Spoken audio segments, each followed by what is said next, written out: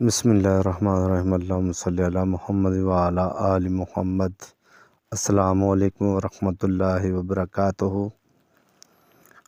آج ہم سرما لگانے کے متعلق بات چیت کریں گے کہ سرما لگانا سنت نبوی صلی اللہ علیہ وآلہ وسلم ہے۔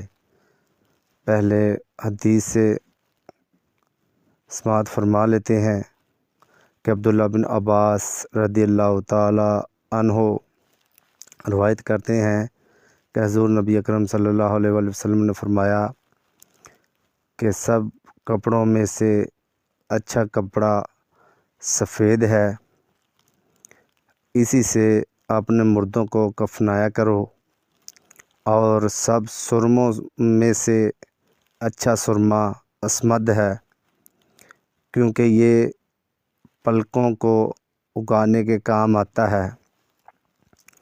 اور جو شخص رات کو سوتے وقت سرما آنکھوں میں لگا کر سوتا ہے، ان کی نظریں کبھی بھی ویک نہیں ہوگی، خراب نہیں ہوگی، اور خارش وغیرہ بھی نہیں ہوگی۔